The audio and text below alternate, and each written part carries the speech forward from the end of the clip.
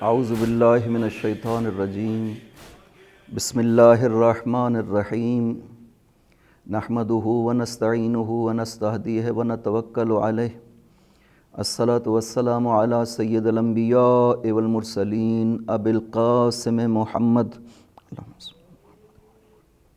وعلی آلہ الطیبین الطاہرین المعصومین سیما بقیت اللہ العظم فی الارضین وَلَعْنَةُ اللَّهِ عَلَىٰ أَعْدَائِهِمْ أَجْمَعِينَ أَمَّا بَعْدُ بِسْمِ اللَّهِ الرَّحْمَٰنِ الرَّحِيمِ وَيَقُولُ الَّذِينَ كَفَرُوا لَسْتَ مُرْسَلًا قُلْ كَفَىٰ بِاللَّهِ شَهِيدٌ بَيْنِي وَبَيْنَكُمْ وَمَنْ عِندَهُ عِلْمُ الْكِتَابِ ایام امیر المؤمنین ہیں، اور کوشش کرنی چاہیے کہ انسان ان دنوں میں ذات علی کے حوالے سے احادیث کو مطالعہ کرے اور دیکھے کہ کیا مقام خداوند عظیم نے اس ہستی کو عطا کیے ہیں۔ دو چیزیں اس کائنات میں افضل ترین ہیں اور جن پہ اتفاق ہے کہ یہ افضل ترین حقیقتیں ہیں۔ ایک حقیقت پیغمبر اکرم ہے جو کائنات میں سب سے افضل ہے، بعد از خدا پیغمبر کی ذات گرامی ہے، اور دوسرا اس کائنات میں جو مسلم افضل ترین حقیقت ہے وہ قرآن کریم کتاب الہی ہے۔ یہ دو حقیقتیں ایسی ہیں کہ جو اس کائنات میں افضل ترین ہیں بالاتفاق بین المسلمین۔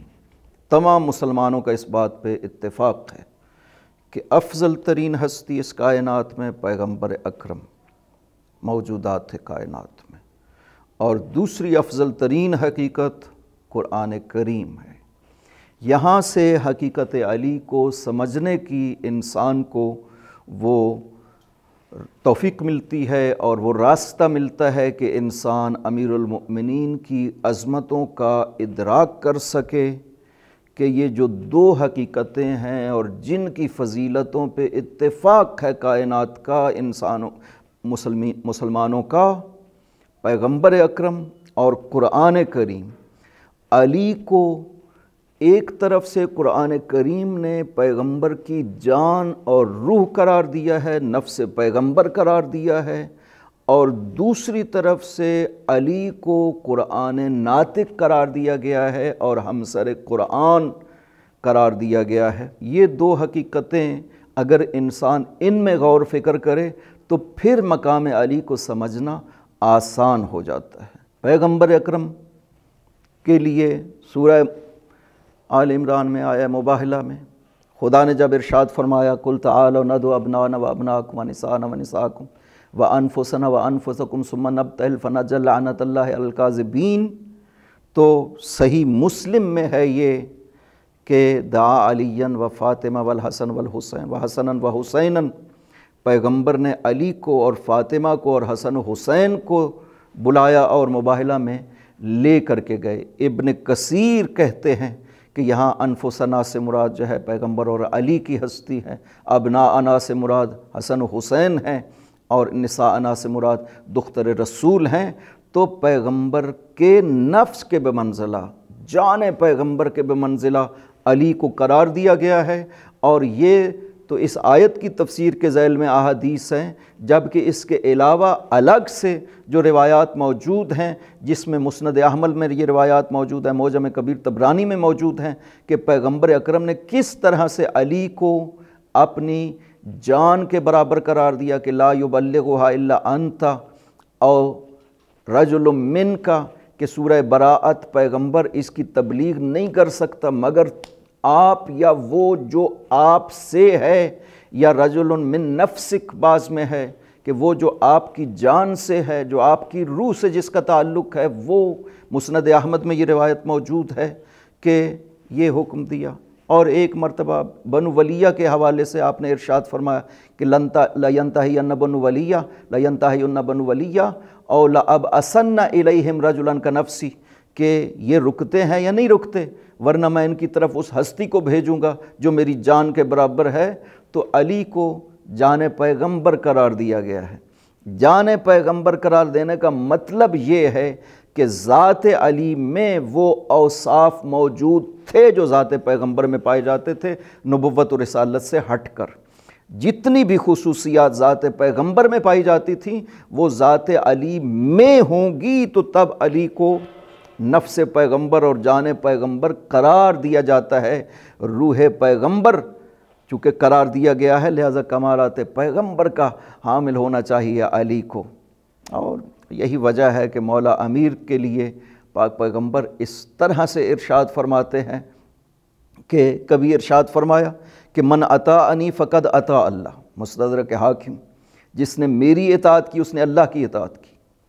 ومن عصانی فقد عصی اللہ، جس نے میری نافرمانی کی اس نے اللہ کی نافرمانی کی۔ ومن اطاعنی فقد اطاع علی، جس نے علی کی اطاعت کی اس نے میری اطاعت کی۔ ومن عصا علی فقد عصانی، جس نے علی کی نافرمانی کی اس نے میری نافرمانی کی۔ ایک حدیث میں ارشاد فرمایا من فارقنی فقد فارق اللہ ومن فارق علی فقد فارقنی، جس نے مجھ کو چھوڑ دیا، مجھ سے جدا ہو گیا، وہ خدا سے جدا ہوا، اور جو علی سے جدا ہوا وہ مجھ سے جدا ہوا۔ یعنی علی سے جدا ہونا پیغمبر اور خدا سے جدا ہونا ہے، علی کا ساتھ دینا پیغمبر اور خدا کا ساتھ دینا ہے۔ یہی وجہ ہے کہ حدیث غدیر جو کہ مشہور ترین حدیث ہے، جس کو اہل سنت کے بڑے بڑے علماء نے صحیح کہا ہے، ذہبی نے، حاکم نے، ناصر الدین البانی نے حدیث کو اپنے دونوں حصوں کے ساتھ صحیح قرار دیا ہے کہ پیغمبر دوسرے حصے میں، پہلے حصے میں فرمایا من کنت مولاہ فعلی مولاہ، اور دوسرے حصے میں ارشاد فرماتے اللہم وال من والاہ وعاد من عاداہ وخذل من خذلہ وانصر من نصرہ۔ خدا بندہ جو علی سے محبت کرتا ہے تو بھی اس سے محبت کرنا، جو علی کا ساتھ دیتا ہے تو بھی اس کا ساتھ دینا، جو علی کا ساتھ چھوڑتا ہے تو بھی اس کا ساتھ چھوڑنا۔ اس کا مطلب ہے کہ علی وہ ہستی ہے، اس کی ذات میں وہ عظمتیں پائی جاتی ہیں کہ جس کو اگر اطاعت کی جائے تو اللہ اور رسول کی اطاعت ہوگی، جس کا اگر ساتھ دیا جائے تو اللہ اور رسول کا ساتھ ہوگا، اور جس کی اگر ساتھ چھوڑا جائے اور نافرمانی کی جائے تو اللہ اور رسول کی نافرمانی ہوگی۔ علی کی وہ ذات ہے کہ جس سے نہ صرف پیغمبر محبت کرتے ہیں بلکہ خدا بھی محبت کرتا ہے۔ یہ حدیث صحیح ہے، شیعہ سنی دونوں نے نقل کی ہے، اور بخاری و مسلم دونوں میں موجود ہے کہ کس طرح سے پیغمبر نے ارشاد فرمایا لَرَأُوتِيَنَّ الرَّائِيَةَ غَدًا، خیبر میں، کہ کل میں علم دوں گا اس ہستی کو یحب اللہ و رسولہ و یحبہ اللہ و رسولہ، جو اللہ و رسول سے محبت کرتا ہے اور اللہ و رسول اس سے محبت کرتے ہیں۔ علی وہ عظیم ہستی ہے کہ جس سے خدا اور رسول محبت کرتے ہیں۔ اس حدیث پہ کوئی اعتراض نہیں کیا جا سکتا ہے جب حدیث مسلم ہے، چونکہ بخاری میں موجود ہے، اور پیغمبر نے یقیناً یہ فرمایا ہے، تو اس کا مطلب ہے کہ علی وہ بزرگ ہستی ہے جس سے خدا بھی محبت کرتا ہے اور رسول بھی محبت کرتے ہیں۔ کیوں محبت کرتے ہیں خدا اور رسول علی سے؟ اس لیے کہ علی کی ذات میں وہ کمالات پائے جاتے تھے کہ جو باعث محبت خدا بن سکتے ہیں۔ علی نے اپنی زندگی ہمیشہ خدا کی خاطر گزاری اور ہمیشہ پیغمبر کی اطاعت میں گزاری ہے۔ علی اصحاب پیغمبر میں وہ واحد ہستی ہے جو دعویٰ کرتی ہے کہ میں نے کبھی بھی پیغمبر کی نافرمانی نہیں کی۔ اٹھا کر کے دیکھ لیجئے، خطبہ قادسیہ میں خود ارشاد فرماتے ہیں کہ کنت اتبعہ اتباع الفصیل اسرا امہ، میں پیغمبر کے پیچھے چلا کرتا تھا، قدموں پہ قدم رکھ کے چلا کرتا تھا۔ فلم یجد لی کذبۃ فی قول ولا خطلۃ فی فعل، پیغمبر نے کبھی بھی ذات علی میں عمل کے لحاظ سے نہ خطا دیکھی ہے، قول کے لحاظ سے نہ کبھی جھوٹ دیکھا ہے۔ یہ علی ہے جو اس طرح کے دعویٰ کر سکتے ہیں۔ اس کے علاوہ، مولا علی کے علاوہ کسی اور میں یہ صلاحیت نہیں ہے کہ وہ یہ دعویٰ کر سکے کہ میں نے کبھی بھی ایک لحظہ کے لیے بھی پیغمبر کی نافرمانی نہیں کی ہے۔ ہمیں ایسے ملتے ہیں جو بہت بڑے بڑے نام ہیں اصحاب پیغمبر میں کہ بہرکیف وہ ان کی زندگی میں اس طرح کی حقیقتیں نظر نہیں آتی کہ یہ دعویٰ کر سکیں، لیکن مولا علی وہ واحد ہستی ہے۔ اس کے باوجود کہ مولا علی ایک سادہ ترین زندگی کی مثال تھے، لیکن زرار ابن زمرہ کہتا ہے معاویہ کے دربار میں کہ علی لباس تو سادہ سا پہنتے تھے، جب ہم میں بیٹھتے تھے تو محسوس نہیں ہوتا تھا کہ ان میں علی کون ہے، لیکن اس کے باوجود یہ ہیبت علی تھی کہ ہم سر اٹھا کر کے سامنے دیکھ نہیں سکتے تھے نظر بھر کے چہرہ علی کو۔ لہٰذا اور وہی علی جس کی ہیبت دوست و دشمن پہ اس طرح سے چھائی ہوئی تھی، بارگاہ خدا میں جب حاضر ہوتا تو ابو دردہ یہ روایت بیان کرتا ہے کہ میں نے علی کو دیکھا یا تململ السلیم بستر عبادت پہ اس طرح سے تڑپ رہے تھے جیسے کسی شخص کو سانپ نے ڈس لیا ہو تو زہر کے درد سے تڑپتا ہے، علی بستر عبادت پہ خدا کے حضور میں اس طرح سے تڑپ رہے تھے۔ یہ عظمت علی ہے کہ بارگاہ خدا میں اپنے آپ کو اس طرح سے جھکاتے ہیں، اور اس کا انعام ہے ذات علی کے لیے خدا کی طرف سے یہ انعام ہے کہ جس دل میں محبت علی پائی جاتی ہے خدا اسے عذاب نہیں کرتا ہے۔ رباح غلام ہے بنی نجار کا، اور حضور پاک تشریف فرمائے، مولا علی بھی پاس ہیں، اصحاب بھی پاس ہیں، ایک جنازہ اٹھا کر کے مزدور جا رہے ہیں تو پوچھا کہ یہ کس کا جنازہ ہے؟ عرض کیا گیا یا رسول اللہ یہ رباح کا جنازہ ہے، غلام بنی نجار۔ مولا علی نے عرض کیا یا رسول اللہ یہ غلام مجھ سے محبت کرتا تھا، مجھے جب بھی ملتا تھا کہتا تھا انی احبک یا علی، مولا میں آپ سے محبت کرتا ہوں۔ جب رسول خدا نے یہ سنا تو ارشاد فرمایا کہ جنازہ رباح کو واپس لے آؤ۔ رباح کا جنازہ لائے حضور پاک کی خدمت میں، حضور نے خود غسل دیا، اپنے پیراہن مبارک میں کفن دیا رباح کو، اور اس کے بعد خود جنازہ میں ساتھ چلے، اور لوگوں نے جنازہ میں بہت زیادہ تسبیح کی آوازیں سنی۔ پوچھا گیا یا رسول اللہ لوگ تو اتنے زیادہ نہیں ہیں، اتنی زیادہ تسبیح کی آوازیں کیوں ہیں؟ آپ نے ارشاد فرمایا خدا نے جنازہ رباح کے لیے 70,000 دستے فرشتوں کے نازل کیے ہیں، ہر دستے میں 70,000 فرشتے ہیں، یہ تشییع جنازہ کر رہے ہیں رباح کو قبر تک پہنچانے کے لیے۔ پیغمبر نے اپنے دست مبارک سے اس کی قبر کو بند کیا اور ارشاد فرمایا کہ حوران جنت رباح کے لیے جنت کا کوثر کا پانی لے کر کے کھڑی ہوئی تھیں اس کو سیراب کرنے کے لیے، اس لیے کہ یہ پیاسا دنیا سے مظلومیت کے ساتھ مارا گیا تھا۔ جب یہ سارے انعامات ذکر کر لیے تو اس کے بعد رخ کیا علی کی طرف اور ارشاد فرمایا ما نال ذالک الا بحبک یا علی، رباح کو جو بھی ملا ہے یہ تیری محبت کے صلہ میں ملا ہے۔ محبت علی اس طرح سے ہے۔ جناب سلمان فارسی سے سوال کیا جناب ابن عباس نے کہ جب دیکھا نا کہ سلمان کے سر پہ تاج ہے اور محل میں رہ رہے ہیں، وفات کے بعد خواب میں دیکھا، تو سلمان فارسی نے سوال کیا کہ اے ابن عباس یہ مقام و منزلت آپ کو کیسے ملی ہے وہاں پہ؟ تو ابن عباس جناب سلمان کہتے ہیں کہ یہ محبت علی کے صدقے میں ملی ہے۔ میں نے زندگی اس طرح سے اپنی قرار دی تھی کہ میں رضا و غضب علی کے تابع ہو گیا تھا، کوئی کام کرنا چاہتا تھا تو علی کی طرف دیکھتا تھا، اگر علی راضی ہوں تو اس کام کو کرتا تھا، اور اگر علی ناپسند کریں تو میں اس کام کو نہیں کرتا تھا۔ یہ ہے عظمت محب علی کی کہ علی کا محب ایسا ہونا چاہیے کہ اپنی رضا و غضب کو علی کی رضا و غضب کے تابع کر لے۔ جب تک انسان عمل میں اپنے آپ کو اہل بیت کے قریب نہیں کرے گا تب تک شیعہ کہلوانے کا لائق نہیں ہے۔ وہ محب ہو سکتا ہے، موالی ہو سکتا ہے، لیکن شیعہ اہل بیت تب ہے جب اس کے اندر وہ صفات پیدا ہوں جو معصومین ہمارے اندر دیکھنا چاہتے تھے۔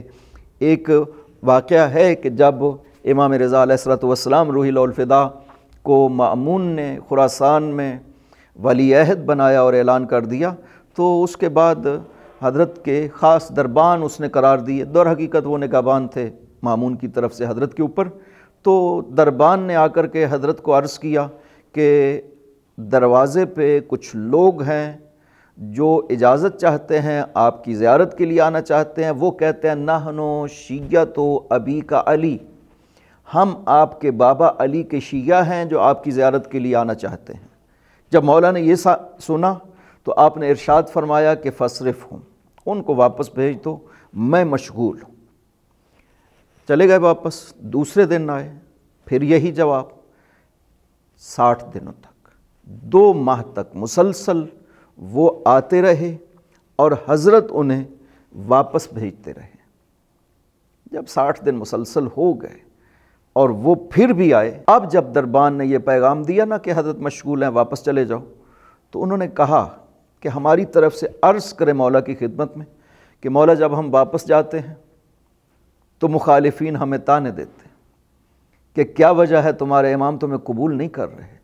یا ابن رسول اللہ، اب ہم واپس گئے تو اپنے گاؤں نہیں جائیں گے، اپنے گھر نہیں جائیں گے، ہم کہیں اور چلے جائیں گے، اس لیے کہ ہم لوگوں کا منہ دکھانے کے قابل نہیں رہے۔ جب یہ پیغام پہنچا، آپ نے دربان کو ارشاد فرمایا کہ انہیں بلاؤ۔ اندر آئے، کھڑے ہو گئے، بیٹھنے کے لیے نہیں فرمایا۔ عرض کیا یا ابن رسول اللہ، پہلے بھی چاہنے والے تھوڑے ہیں، پھر اس طرح سے آپ کی طرف سے سختی۔ آپ نے ارشاد فرمایا کہ میں نے تمہارے بارے میں وہی رویہ اختیار کیا جو خدا کا ہے، نبی کا ہے، علی کا ہے، اور میرے آبا میں سے جو ائمہ طاہرین ہیں ان کا ہے، میں نے بھی انہی کی پیروی کی۔ پوچھا یا ابن رسول اللہ ہماری تقصیر کیا ہے؟ آپ نے ارشاد فرمایا اس لیے کہ تم نے یہ دعویٰ کیا ہے کہ ہم شیعہ علی ابن ابی طالب ہیں۔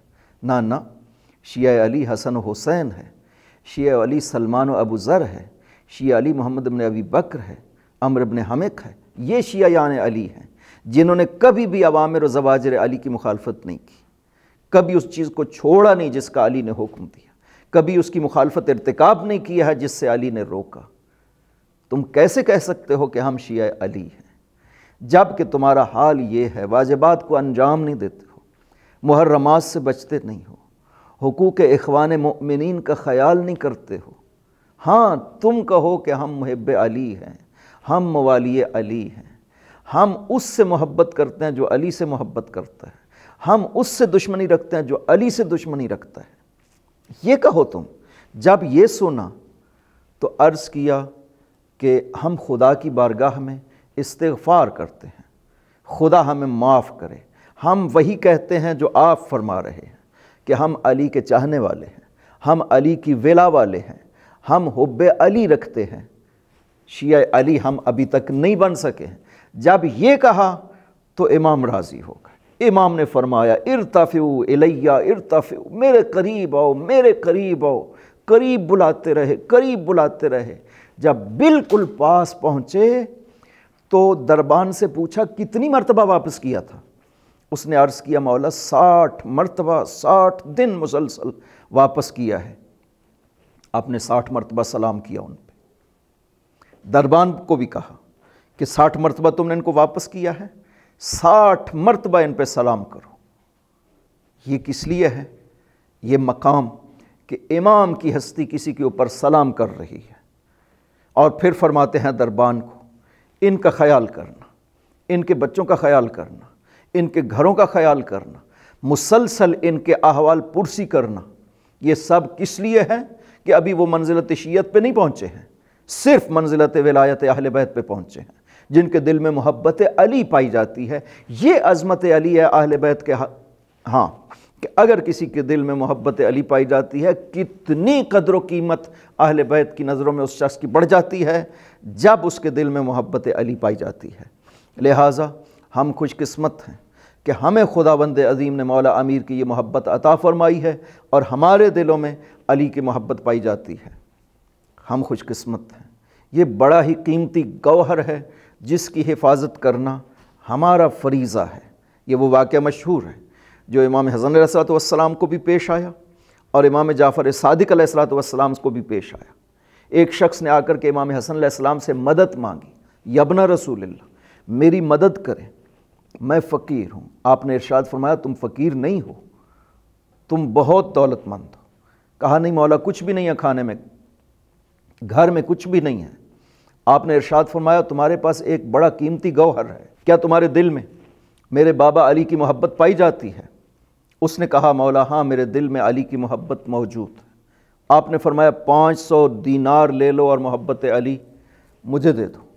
اس نے انکار کیا، آپ پیسے بڑھاتے رہے، 2000 دینار لے لو، 1 لاکھ لے لو۔ اس نے قبول نہیں کیا، اس نے کہا کہ مولا جو بھی دنیا کی نعمت مل جائے میں محبت علی کو نہیں چھوڑ سکتا۔ تو آپ نے ارشاد فرمایا تو پھر فقیر تم نہیں ہو جس کے دل میں میرے بابا علی کی محبت پائی جاتی ہے، فقیر وہ ہے جس کے دل میں علی کی محبت نہیں پائی جاتی ہے۔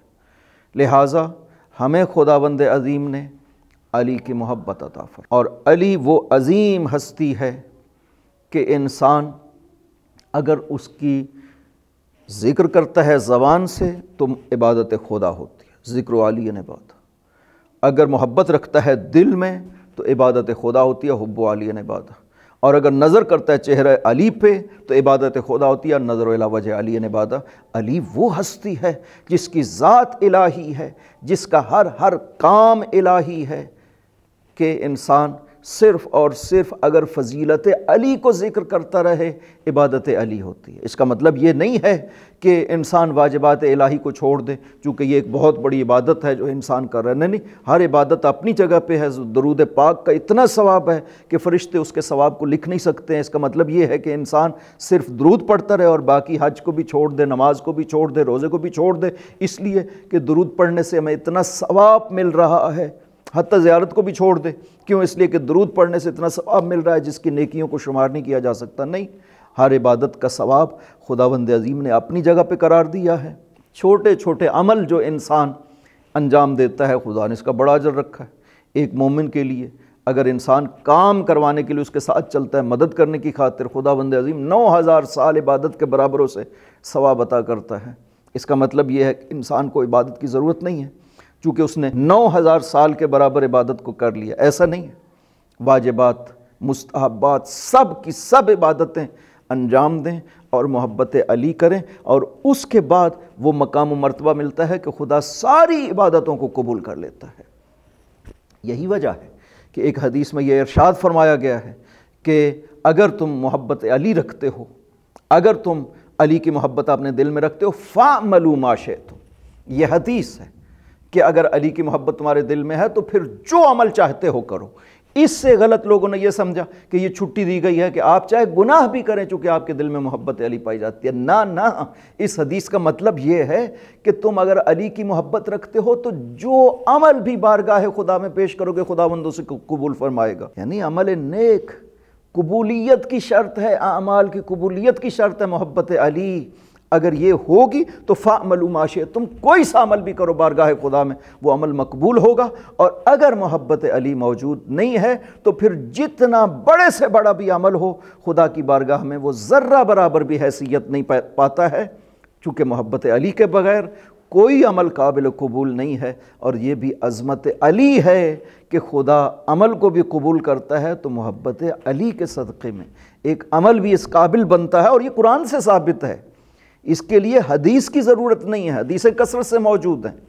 قرآن سے ثابت ہے کہ بغیر محبت علی اور ولائے علی کے عمل کو خداوند عظیم قبول نہیں کرتا ہے، اس پہ اجر نہیں دیتا ہے۔ سورہ نحل میں ارشاد فرماتا ہے 97 نمبر میں آیت میں، من عمل صالحا من ذکر او انثی وہو مؤمن، کہ جو عمل صالح کرتا ہے چاہے مرد ہو یا عورت ہو، اس حال میں کہ وہ مومن ہے تو خداوند عظیم اس کا اجر عطا کرتا ہے اور اس عمل کو مقبول فرماتا ہے۔ مومن ہونا چاہیے، اور مومن کون ہوتا ہے؟ مومن وہی ہوتا ہے جو ولایت علی کو دل میں رکھتا ہے۔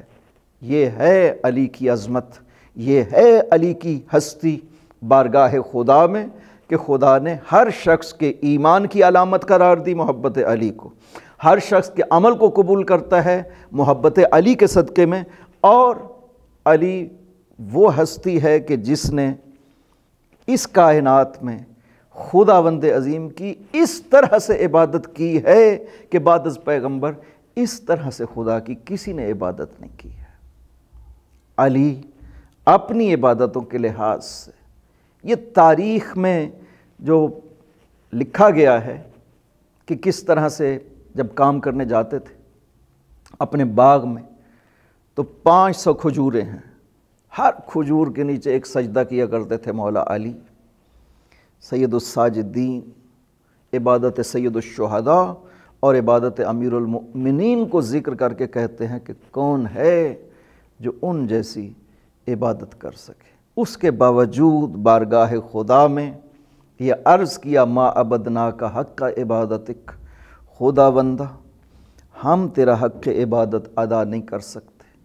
علی جیسی ہستی عجز کا اظہار کرتی ہے بارگاہ خدا میں، پیغمبر جیسی ہستی عجز معرفت کا اظہار کرتی ہے، ما عرفناک حق عبادتک، خدا بندہ ہم تیرا حق عبادت ادا نہیں کر سکے۔ علی کی وہ زندگی ہمارے لیے نمونہ عمل ہے۔ عبادت کے لحاظ سے ہم نہیں علی جیسی عبادت کر سکتے، لیکن وہ سادہ زندگی علی کی ہمارے لیے نمونہ عمل ہے کہ جو جو کی روٹی کھاتے تھے، عبادت خدا کیا کرتے تھے۔ ماہ رمضان ہی کے دن تھے کہ مولا علی مسجد میں تشریف فرما ہے اور ایک مسافر ہے جو مسجد میں موجود ہے۔ افطار کا وقت ہوا، مولا علی کے پاس اپنا کھانا ہے، کھانا کھولا اور افطار کیا، اور اس مسافر کو جو پاس بیٹھا ہوا تھا کھانے کی دعوت تھی، آؤ میرے ساتھ کھانے میں شامل ہو۔ وہ شخص بیان کرتا ہے کہ جب میں ساتھ بیٹھا نا اور وہ روٹی اٹھائی تو مجھ سے وہ ٹوٹ نہ سکی، جو کی خشک روٹی ٹوٹ نہ سکی۔ میں نے معذرت کر لی، میں نے کہا کہ اے بزرگوار میں یہ روٹی آپ کی کھا نہیں سکتا۔ تو آپ نے ارشاد فرمایا جاؤ حسن ابن علی کے دروازے پہ۔ یہ کہتا ہے باہر نکلا، پوچھا، مولا حسن کے دروازے پہ لے آئے مجھے۔ مولا کو عرض کیا کہ میں مسافر ہوں، کھانا چاہیے۔ امام حسن لے گئے دسترخوان پہ، اس نے کھانا کھایا، اور کھانا کھانے کے بعد یہ تھوڑا سا کھانا بچا کر کے اپنے رومال میں رکھ لیا۔ مولا حسن نے دیکھا تو آپ نے فرمایا کہ تم اطمینان سے کھاؤ، ہم آپ کو ساتھ کے لیے بھی الگ سے دیں گے، اپنا کھانا اطمینان سے کھاؤ۔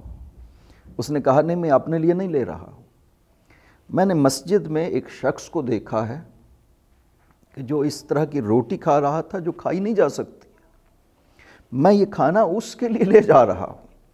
جب یہ سنا نا امام حسن نے تو رو پڑے، کہا کہ وہ میرا بابا ہے، وہ اس کائنات کا امیر علی ہے، یہ تقوی علی ہے کہ اس طرح سے وہی علی۔ اب وہ اس کی زندگی کا آخری مہینہ آ گیا، خطبہ دے رہا ہے۔ ایک دن خطبہ دیتے ہوئے ایک طرف امام حسن کھڑے ہیں، ایک طرف امام حسین کھڑے ہیں۔ حسن سے پوچھا بیٹا حسن اس مہینے کے کتنے دن گزر گئے؟ کہا بابا 13 دن گزر گئے۔ حسین سے پوچھا بیٹا حسین اس مہینے کے کتنے دن باقی ہیں؟ عرض کیا بابا 17 دن باقی ہے۔ ایک مرتبہ کہا انا للہ و انا الیہ راجعون، یہ وہی مہینہ ہے جس کا مجھ سے وعدہ کیا گیا۔ علی کو ضربت لگی، بعد کی مجلس میں تفصیل سے بیان کریں گے۔ ابھی ایک واقعہ کی طرف اشارہ کرنا چاہتا ہوں کہ جب ضربت لگی علی کو اٹھا کر گھر لے آئے، بیٹی نے آ کر کے پیچھے سے بٹھایا نا جب مولا علی کو، تو ایک سوال کیا، بابا ام ایمن نے ہمیں یہ حدیث بیان کی تھی کہ رسول خدا نے بیان کیا ہے کہ اسی کوفہ میں میرے حسین کو کربلا میں ذبح کیا جائے گا۔ بابا ام ایمن نے یہ حدیث بیان کی تھی، یہ سچ ہے؟